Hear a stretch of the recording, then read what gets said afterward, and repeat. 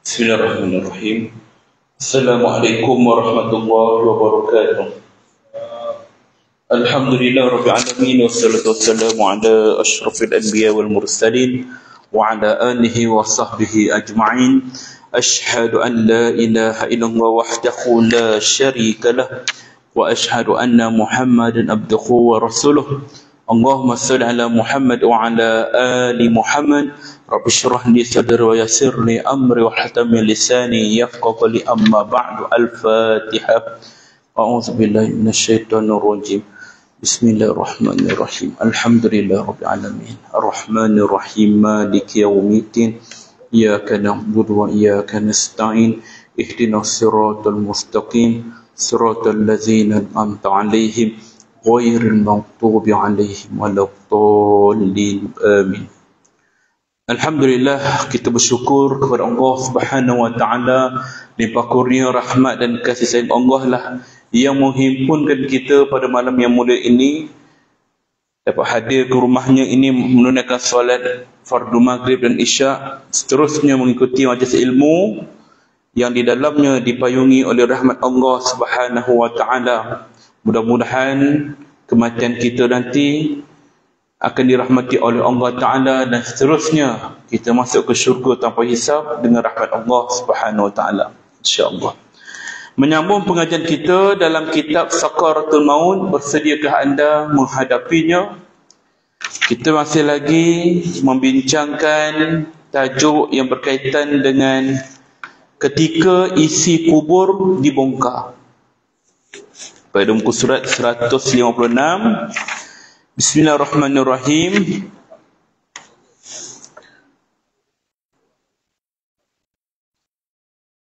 Wahai sekalian manusia, perhatikanlah langit yang tidak bertiang. Wahai umat manusia, perhatikanlah bumi yang terbentang luas. Dan renungkanlah siapakah yang mendatangkan udara, siapakah yang mengalirkan air, siapakah yang menjadikan burung-burung berkicau dengan suara merdu, siapakah yang menghembuskan angin pada waktu pagi dan waktu siang, siapakah yang telah menciptakanmu dengan bentuk yang sebaik-baiknya, dan siapakah yang telah menciptamu dalam rupa bentuk yang sangat tampan. Allahu Akbar. Awalaysa alladhi khalaqas samawati wal ard biqadirin ala an yahluqa mislahum bala wa huwal khalaqul alim. Dan tidaklah Tuhan yang menciptakan langit dan bumi itu berkuasa menciptakan yang serupa dengan itu. Kalau Allah Ta'ala jadikan kita ni daripada tak ada kepada ada, asal kita tak ada, Allah ciptakan kita ada dengan sebaik-baik kejadian. Sebaik-baik kejadian ni apa? Elok dah. Mata kita ke atas, mulut kita kat bawah, tengah kita hidung, telinga kiri kanan, ada kaki dua, tangan dua. Cuba kalau Allah Ta'ala tu jadikan mata kita ni letak dekat lutut, macam mana? Kan? Nak bercakap dengan orang, kena ulu lutut kan, dekat kaki, bersembang sama-sama kan. Maknanya Allah Ta'ala punya bijaksana, dia letakkan kedudukan mata tu dekat atas.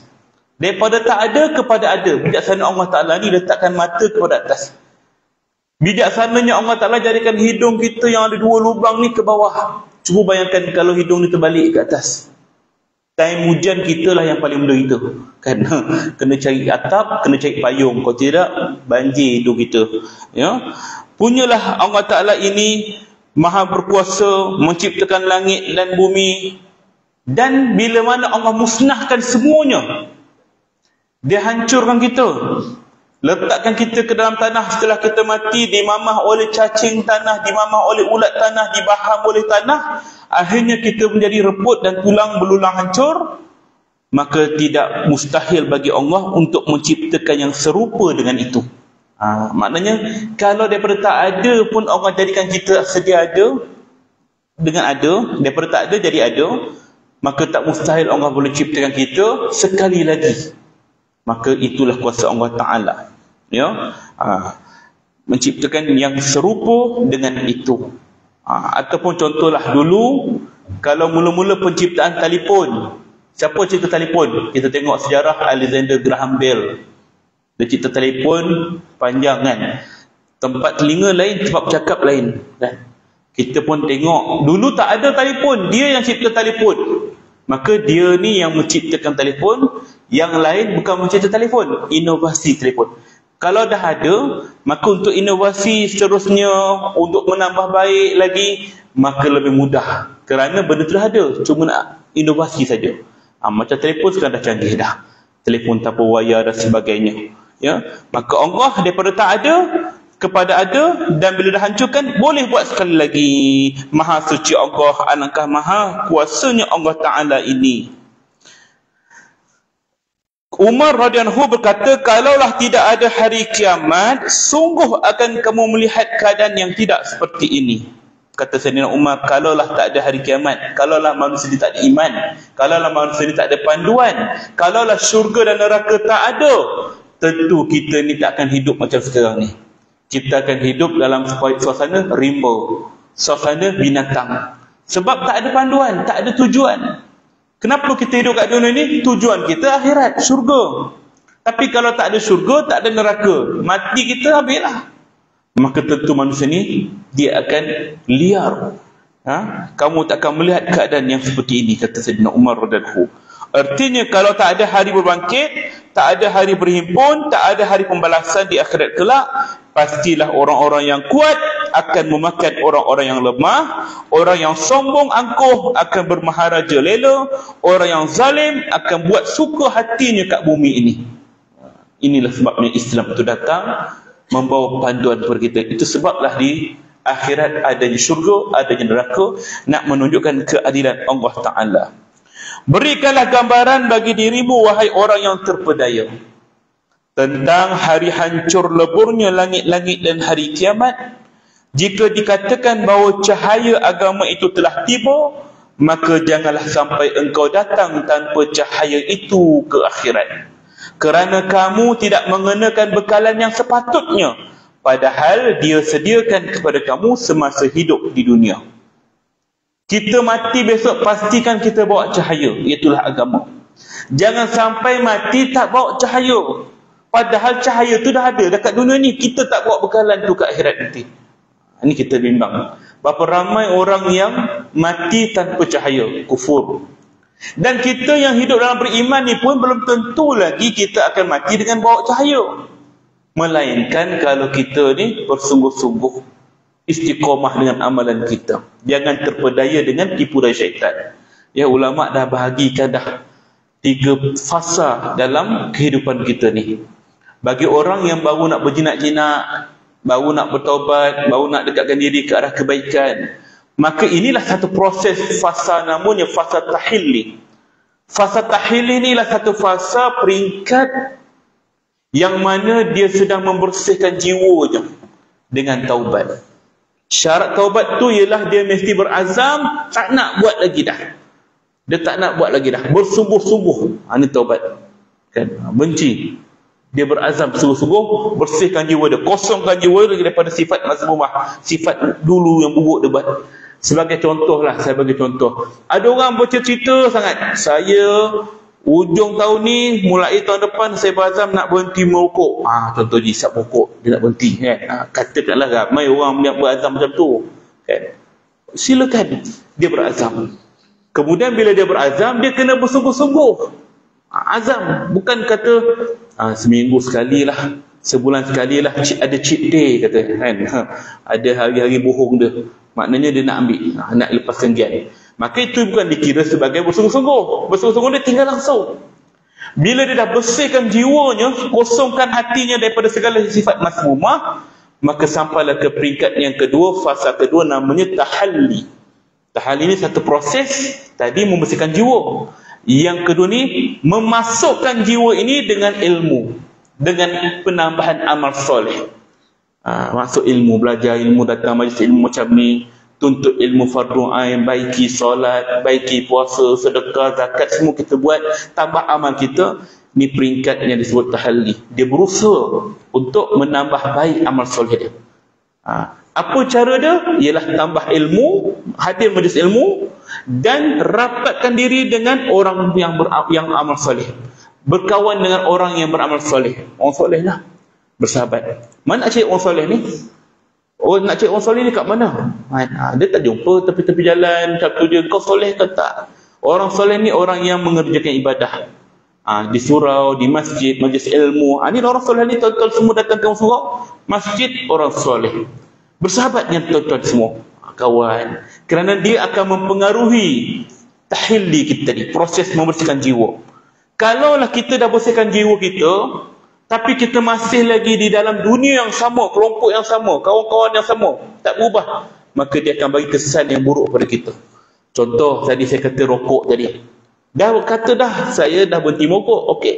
Tapi dia duduk dalam suasana kawan-kawan yang masih serokok. Bukan kata tak boleh berkawan, boleh. Tapi kerana kawan-kawan tadilah akan memberikan impak kepada dia. Takkan dah berhenti. Main sebatang, kan? Betul sebatang, kan? Dia akan umpan sebatang je, kan? Tak dah, aku dah berhenti, aku dah cakap kat bini aku dah berhenti, kan? Satu je, kan? Last kali termakan juga, tak apalah, last satu je. Maka kawan tadi juga memberi kesan kepada hidup dia. Demikian dalam proses agama.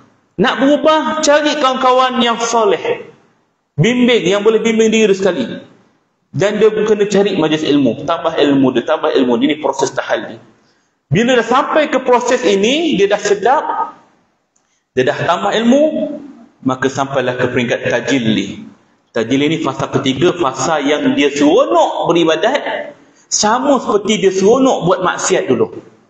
Buat maksiat seronok tak? Seronok. Tapi sifat seronok maksiat tadi semua dia dah buang, kosongkan jiwa dia, diisi kekosongan tu dengan ibadat. Masya Allah. Sehinggalah sampai tahap kita hari ni, tuan-tuan. Kalau kita hari ni tak semai maghrib tadi, kita rasa tak tenang. Tak maghrib lagi ni, dah lewat dah ni. Tak tenang. Kalau kita tadi kita tak bangun subuh pagi tadi, kita rasa hati kita tak tenang. Maka ni proses tajil ni. Cuba kita hidupkan proses ini dengan penambahan amalan sunat. Tak semai duha pagi tadi rasa tak tenang. Tak semai tahajud pagi tadi tak rasa tak tenang. Maka proses ni kalau tak ada, kita cuba sampailah hati tu dipenuhi dengan rasa seronok beribadat. Namun kata ulama, dah sampai ke peringkat ini pun kena berhati-hati. Sebab syaitan tu musuh yang nyata. Dia takkan putus asa. Dia akan cuba nak sesatkan kita. Sampailah ketika kau ni dah buat ibadat banyak sangat dah. Takkanlah kau tak nak join kawan-kawan kau dulu. Joinlah sekali, kumpulkan kawan. Terjebak kita ke arah maksiat balik. Sebab sangkaan kita dah jadi ahli ibadat. Ini bahaya juga. Syaitan akan cuba maksud. Sebab itulah proses tajilli ini, dia kena istiqamah. Caranya ialah istiqamah. Kena istiqamah, berkekalan, momentum itu sama dan bertambah sehinggalah dia bertemu dengan malakatul maut, malaikat maut. 3 peringkat tadi. Fasa tahilli, dia kena bersungguh-sungguh dalam taubat. Fasa tahalli, dia kena tambah ilmu, cari kawan-kawan yang soleh.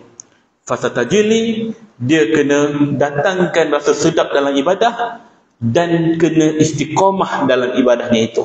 Maka sampailah kita mati, maka dapatlah janji Allah Ta'ala, yusabbitullahu allazina amanu biqaulis sabit fil hayatid dunya wa fil akhirah.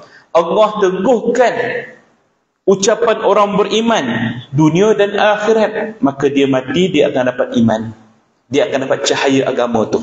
Allah teguhkan dia, pasti akan teguhkan dia bagi orang yang tadi fastaqim, istiqamah tadi. Wa yudillullahu zalimin, dan Allah juga boleh sesatkan orang zalim yang buat maksiat, yang leka, yang main-main, maka Allah boleh sesatkan dia. Ni kita risau ni, bila kita dah ibadah, di hujung-hujung Allah sesatkan kita. Wa yazubillah min zalim wa yaf'alu ma yasha. Dia tahu apa yang kita lakukan. Allah tahu kita ni, dia sangat kenal kita ni, dia boleh buat apa saja yang dia kehendaki. Maka dalam hal inilah pentingnya, janganlah sampai engkau datang tanpa cahaya itu ke akhirat, kerana kamu tidak mengenakan bekalan yang sepatutnya, padahal dia disediakan kepada kamu semasa hidup kat dunia ini. Betul tuan-tuan, kita kena istiqamah. Doa banyak-banyak. Rabbana la tuzigh qulubana ba'da idh hadaitana wa hab lana min ladunka rahmah innaka antal wahhab. Ya Allah, jangan kau pesongkan hati kami setelah engkau memberi hidayah kepada kami. Ini doa supaya hati kita ni istiqamah. Ini jangan tinggalkan lepas solat. Bilakah lagi orang yang belum sedar akan sedar? Kalau bukan sekarang, kan? Bilakah lagi orang yang belum bertobat akan bertobat kalau bukan pada hari ini? Bilakah lagi orang yang belum muhasabah dirinya akan muhasabah dirinya sebelum dihadapkan kepada Allah Ta'ala? Maka jangan bertangguh. Ini hari berapa bulan? Baru 7 hari bulan. Ada orang kata, saya azam tahun baru. Tahun baru berapa hari lagi? Lagi 2 minggu, 3 minggu. Saya akan berubah, saya akan bertobat. Kenapa nak tangguh? Bila kita terdetik nak berazam pada satu masa, bermaksud itulah tanda Allah bagi kita hidayah ketika tu. Maka terus ambil hidayah tu. Tak payah tunggu hujung tahun baru nak ambil. Belum tentu lagi Allah kekalkan hidayah tu. Dah dapat hidayah terdetik. Ya Allah, malam ni aku nak try lah tahajud. Tak apalah, start tahun depan lah. Jangan tangguh. Terus buat. Dia takkan jadi kalau kita menangguh. Ya. Dah dapat tu terdetik sekejap, maka ambillah. Sebab hidayah Allah tu dia datang pada hamba yang terpilih. Maka kalau kita dah terpilih, jangan kita lepaskan peluang tu. Ya. Pada satu hari Nabi Ibrahim alaihissalam berjalan-jalan di sebuah pantai, dan di sana baginda melihat satu bangkai haiwan yang sebahagian besar tubuhnya sudah tiada lagi kerana dimakan oleh binatang buas lain. Nabi Ibrahim berjalan kat tepi pantai, dia nampak ada binatang, bangkai binatang yang dah tinggal separuh lagi binatang buas dah makan dah. Dah tinggal separuh lah. Maka dia terdetik dalam hatinya dengan hairan. Macam manalah Allah Ta'ala ni akan kembalikan tubuh yang telah bercerai-berai ni kelak di akhirat nanti. Kerana sebahagian tubuh ini telah dimakan oleh binatang, dan binatang buas yang kelaparan. Dia terdetik. Nabi Ibrahim terdetik, macam manalah Allah berciptakan. Sebab apa? Dia dah makan dah. Ada buaya makan kaki dia, ada rimau makan tangan dia, ada binatang burung-burung makan perut dia semua. Maka anggota-anggota badan bangkai tadi semua dah berterabur dalam perut-perut lain. Macam mana orang nak jadikan balik mereka ni? Ada terfikir. Maka Ibrahim AS pun minta pada Allah Ta'ala agar diperlihatkan kepadanya cara Allah hidupkan orang-orang yang telah mati. Nabi Ibrahim kata, ya Allah, macam mana kau hidupkan macam mana kau hidupkan orang-orang yang telah mati? Maka Allah Ta'ala berfirman, wa isqala Ibrahim Rabbi arini kaifa tuhyi mauta. Dan ingatlah ketika Ibrahim berkata, wahai Tuhanku, tunjukkanlah kepadaku bagaimana engkau hidupkan orang-orang yang telah mati. Kata Nabi Ibrahim, Qala awalam tu'min. Allah Ta'ala berkata, apakah engkau belum percaya Ibrahim? Kau tak percaya ke aku boleh buat? Kata Allah Ta'ala, Qala bala walakin liyatma'inna qalbi. Kata Ibrahim, aku percaya, tapi agar bertambah tetap hatiku, agar aku bertambah yakin. Surah Al-Baqarah ayat 260. Bukan Nabi Ibrahim tak percaya, tapi agar dia bertambah yakin. Ya, kata Nabi SAW dalam menguraikan apa yang disebut dalam firman Allah Ta'ala ini, kata Nabi, nahnu ahaqqu bisyakki min Ibrahim. Kata Nabi SAW dalam mensyarahkan apa tafsir Nabi, apa firman Allah tadi, kita, yakni manusia, kita ni adalah lebih layak untuk merasa ragu-ragu seperti itu daripada Ibrahim. Ibrahim alaihissalam tu taraf Nabi, kekasih Allah. Kalau dia pun ada, bukan ragu-ragu, ada tanya-tanya tentang kejadian Allah ciptakan manusia tu hidup setelah hancurkan manusia, tentulah kita lagi tertanya. Sebab kita ni manusia biasa je, kata Nabi. Artinya seandainya Nabi Ibrahim boleh rasa ragu-ragu, maka kita yang ada iman yang lemah daripada Nabi Ibrahim ni tentu lebih layak untuk berasa keraguan tersebut. Padahal sebenarnya Nabi Ibrahim alaihissalam sikit pun tak rasa ragu dalam masalah ini, tetapi dia hanya ingin menenteramkan dirinya. Maknanya bukan sebab Ibrahim alaihissalam tak percaya Allah, nak tenteramkan hatinya saja. Maka Allah Ta'ala berfirman, Qala bala walakin liyatma'inna qalbi. Aku telah percaya, kata Ibrahim, akan tapi agar bertambah tetap hatiku, agar keyakinanku semakin mantap, agar imanku semakin dalam daripada yang telah ada. Sebab apa yang dikhabarkan tentulah tidak sama dengan apa yang disaksikan oleh kedua mata kepala. Kata Nabi Ibrahim, kau dah bagi tahu aku percaya. Apa yang kau cakap, aku percaya. Tapi tentulah lebih yakin bila nampak sendiri, kata Nabi Ibrahim. Lalu Allah Ta'ala berfirman, qala fakhus arba'atan minat tayri fasurhunna ilaik. Kalau macam tu, engkau ambillah 4 ekor burung, lalu jinakkan burung-burung itu kepadamu. Ambil 4 ekor burung tu, kata Allah, biar dia jinak dengan kau, dah pandai dah, engkau panggil dia datang, maka sembelihlah dia tu, kata Allah.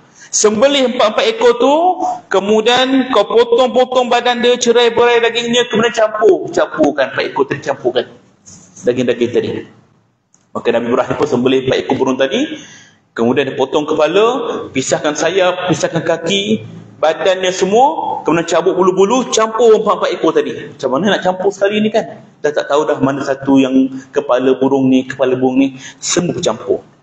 Kemudian Allah berfirman, aj'al ala kulli jabalin minhunna juz'ah. Kemudian letakkan tiap-tiap seekor daripadanya atas tiap-tiap satu bukit yang berlainan. Maka Nabi Ibrahim pun letakkan di atas setiap bukit, kemudian dia pun turun ke lembah. Lalu Allah berfirman, sumad ukhunna ya'tinaka sa'ya. Sesudah itu panggillah dia, nescaya dia akan datang kepadamu dengan segera. Lalu setelah Nabi Ibrahim letak semua, Nabi Ibrahim pergi ke tempatnya masing-masing, maka Nabi Ibrahim pun memanggillah ke semua burung-burung tadi. Setiap burung mengambil kepalanya masing-masing, darinya terbang ke udara. Maknanya dia boleh bercantum balik depan mata Ibrahim AS. Burung yang hancur tadi semua hidup balik, cari balik anggota badan dia yang terurai itu, semua bercantum balik menjadi burung balik. Wa'lam annallaha azizun hakim. Dan ketahuilah Allah Ta'ala maha perkasa lagi maha bijaksana. Allahu Akbar. Surah Al-Baqarah merakamkan kekuasaan Allah yang boleh menghancurkan burung daripada hancur menjadi satu balik. Kita ni walaupun badan kita dibakar, hancur dah bakar badan kita ni, abu kita diletakkan dekat sungai mengalir, macam mana kita nak kumpulkan balik diri kita? Itu tidak mustahil bagi Allah. Ya, ada kepercayaan.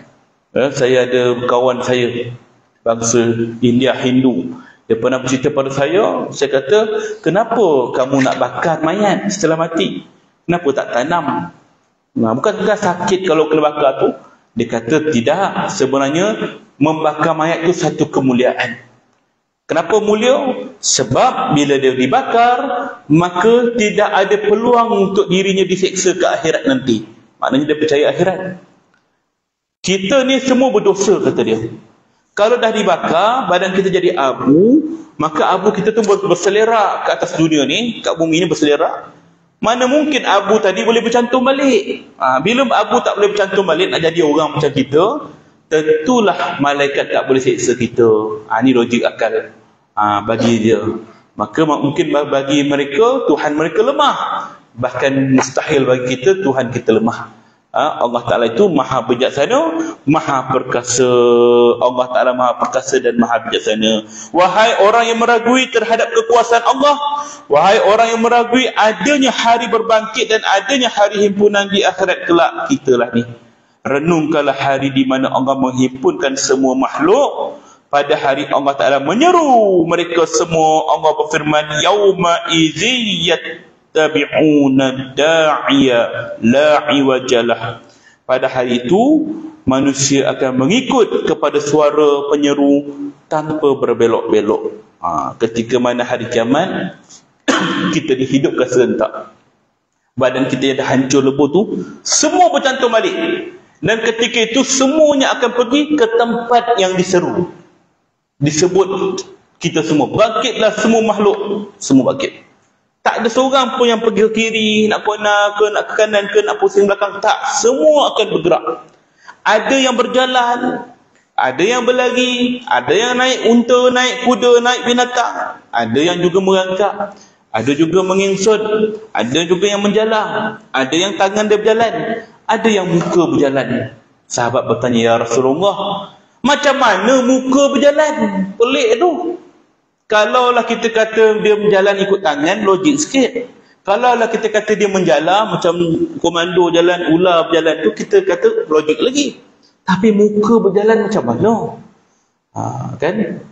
Kata Nabi SAW, kalau Allah yang kita percaya, kita beriman kepadanya itu boleh jadikan makhluk dekat dunia ni boleh berjalan melalui perutnya, ular boleh jalan melalui perut, maka tak mustahil bagi Allah Ta'ala menciptakan makhluk berjalan melalui mukanya. Cuma kita je tak pernah nampak kejadian tu. Maka tak mustahil bagi Allah. Apa yang kita tak pernah nampak bukan bermaksud mustahil. Itu tidak mustahil bagi Allah Ta'ala. Ya? Maka bergantung pada cara kita, amal kita. Itulah kita akan bagi esok. Maka beramallah untuk hari itu dan hiaslah dirimu dengan amal soleh untuk menghadapinya. Pakailah pakaian takwa dan banyakkanlah kebaikan amal soleh, sebab kamu, kita pasti akan berjumpa Allah Ta'ala pada hari itu. Kita akan berjumpa dengan Allah Ta'ala pada hari itu. Bukan dengan pakaian yang kita pakai hari ini, bukan dengan pakaian mewah kita pergi ke jalan sana sini, bukan dengan pakaian smart, pakai baju kot, bertali leher dan sebagainya, bukan dengan kasut kulit. Tidak, kita akan datang sendiri-sendiri pada hari itu. Yauma la yanfa'u malu wala banun illa man atallaha biqalbin salim, iaitu di hari yang harta dan anak lelaki sikit pun tak berguna. Keturunan dia tak berguna, hartanya banyak pun tak berguna. Dan pada hari itu didekatkanlah syurga kepada orang-orang yang bertakwa. Orang-orang bertakwa ini syurga dekat padanya, masuk syurga tanpa hisap. Sebab itulah ada orang yang dapat masuk syurga. Syurga ni nak masuk kena lalu titian sirat. Titian sirat ni ada yang berjalan sebatas kilat, zoom masuk. Kenapa sebatas kilat? Kerana Allah Ta'ala tak nak bagi dia melihat neraka tu di bawahnya. Kerana Allah Ta'ala tak nak bagi dia mendengar bunyi ngauman neraka tu. Bukan setakat masuk neraka tak nak, dengar, lihat pun tak nak juga. Sebab tu kita minta, ya Allah, masukkan aku ke dalam syurga tanpa hisab, ya Allah. Masuk tanpa hisab. Kalau kita lalu kat highway, kita lalu dekat tol, yang jadi ambil tiket, sekarang tak kata pakai touch and go tu, kena berhenti touch. Kalau kata smart tag jalan, itu pun kadang-kadang jam juga. Kadang-kadang pakai RFID pun kadang-kadang sangkut, undur masuk jalan. Maka tak sama dengan orang yang lalu tanpa tol, zoom laju kan. Maksudnya kat sini, itulah syurga tanpa hisab. Berbeza kalau kita ada amal tapi ada perkara yang perlu kita hisap, harta kita. Hubungan kita dengan manusia tak selesai lagi. Hubungan kita dengan Allah ada yang tak beres lagi. Maka ni yang masalah aja. Sebab tu tuan-tuan, inilah perkara yang kita sebut tadi, 3 peringkat tadi. Tahili, iaitu bersihkan jiwa kita. Pada fasa ini, cubalah kita minta maaf kepada semua orang yang kita kena buat salah. Dan kita cuba buka hati kita memaafkan kepada orang lain. Ya, orang yang memaafkan ini adalah orang yang memiliki jiwa yang besar. Sebab apa? Maafkan orang ni lagi susah daripada meminta maaf. Meminta, ini memberi ni lagi berat. Aku tak boleh, aku takkan maafkan dia kan. Besok dekat mahsyar dia ada mengangkat cari aku. Kita kata kan, senang cari itu kan. Mengangkatlah kau cari aku nanti. Aku tak boleh maafkan kau. Kita cakap senang kat mulut dunia ni, besok ke akhirat kita menunggu dia lama. Bila nak habis ni? Belum, dia tak jumpa kau lagi. Tunggu. Itulah penyesalan kita. Lepas tu kena clearkan. Ya Allah, aku maafkan semua orang. Ya Allah, aku minta maaf pada semua. Cari, selesaikan hak orang lain. Pulangkan hak orang lain. Harta kita yang banyak ni cepat-cepatlah kita siap-siapkan bagi pada anak-anak kita supaya tak tertanggung pada kita. Mana yang tak bersih tu kita cuba bersihkan dengan zakat, sedekah dan sebagainya. Sebelum kita tutup mata, tambah amal soleh, barulah dapat tiket masuk syurga tanpa hisab. Saya berdoa kepada Allah Ta'ala, semoga dia menambah keimanan dan memperkuatkan lagi keyakinan kita terhadap hari berbangkit ini, sehingga kita dapat mempersiapkan diri dengan sebaik-baiknya untuk menghadapi hari tersebut. Kita percaya adanya hari kiamat. Kita percaya kita akan mati. Tapi kita kena berdoa, ya Allah, kukuhkanlah keyakinan aku supaya aku betul-betul yakin hari berbangkit tersebut. Bila kita dah ada keyakinan yang kukuh, barulah kita berusaha untuk mempersiapkan diri dengan sebaik-baiknya sebelum menghadapi hari tersebut. Ramai orang percaya tak kiamat. Kalau kita buat interview, percaya tak kiamat? Percaya tak kamu akan mati? Percaya.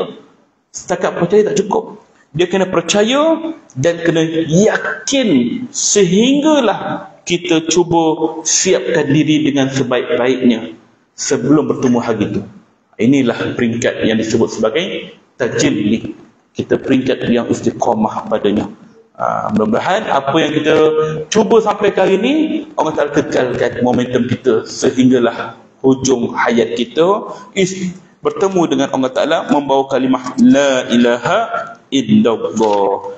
Nanti pada siri yang akan datang kita akan kongsikan tajuk sesungguhnya kamu tetap datang kepada kami pada hari kiamat dengan bersendirian seorang-seorang, tuan-tuan. Walaupun kita ada anak 10, ada kawan-kawan ramai, ada tenaga pekerja ramai, bila kita bangkit nanti kita akan nampak keliling kita orang lain. Bangun seorang-seorang. Mana keluarga aku? Mana kawan-kawan aku? Tak ada. Semuanya orang lain. Bercampur pula dengan jin, bangsa jin. Ketika itu kita pun tengok muka pelik-pelik. Takut pada jiwa kita, tapi kita tak takut amal kita. Malunya kita dengan bogel kita ketika tu, tapi tak semalu dengan dosa yang kita bawa untuk bertemu dengan Allah. Waktu tu manusia tak fikir dah tentang rasa malu pada badan dia, tak fikir dah tentang hantu-hantu jin-jin yang dia nampak ketika tu, tapi dia takut dengan kekuasaan Allah. Pucat lesi muka kita, takut. Jumpalah semua manusia yang paling mulia sekalipun, jumpa ulama besar kat dunia ni. Ini ulama besar, jom minta syafaat pada dia. Wahai ulama, kau alim, tolonglah doakan kami. Dia pun takut, aku tak berani, aku pun ada dosa. Jumpa taraf Nabi pun Nabi tak berani.